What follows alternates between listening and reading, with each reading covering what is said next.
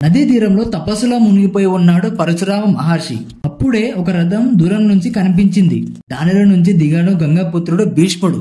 తన గురువు వద్దకు నడుచుకుంటూ వెళ్లి మోకాలపై కూర్చొని పరశురాముడి పవిత్ర పాదాలపై నీటితో కడిగాడు. కళ్ళు తెరిచిన పరశురాముడు ఆ దృశ్యాన్ని చూసి ఆనందంతో మురిసిపోయాడు. భీష్మ, నీ గురుభక్తి నన్ను ఆనందపరిచింది అని చెప్పి ఆయనను పైకి లేపి ఆలింగనం చేసుకున్నాడు. అప్పుడు భీష్ముడు, గురుదేవ, నన్ను పిలిచడానికి గల కారణం ఏమిటి అని అడిగాడు. అప్పుడే పరశురాముడు వెనుక నుండి అంబాదేవి ముందుకు వచ్చి నిలబడింది. ఆమెను చూసిన భీష్ముడు విషయమంతా ఆయనకు అర్థమైంది. పరశురాముడు, భీష్మ, నీవు ఈ కన్యని బలవంతంగా స్వయంవరం నుండి తీసుకొని వచ్చిన మాట నిజమేనా?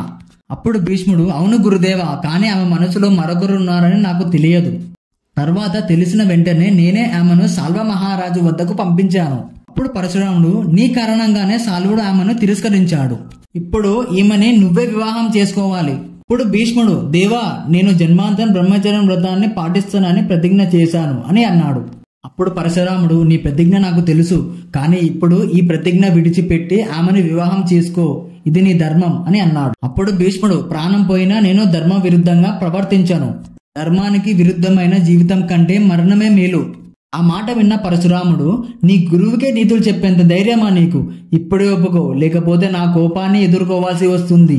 అప్పుడు భీష్ముడు, గురుదేవా, నేను మీ శిష్యుణ్ణి, కానీ ఈ రోజు ధర్మరక్షణ కోసం మీతో యుద్ధం చేయడం నా కర్తవ్యం. పరశురాముడు గర్జించాడు. అయితే సరే, అందుకో నీ ఆయుధం. తన పరశువుని ఎత్తి చేతిలోకి తీసుకున్నాడు పరశురాముడు. తన శిష్యుణ్ణి అకృతవర్ణుణ్ణి రథసారథిగా చేసుకుని రథాన్ని అధిష్ఠించాడు. భూమి కంపించింది, ఆకాశం చీకటిగా మారింది. అంబాదేవి భయంతో వెనుకకు వెళ్లి నిలబడింది.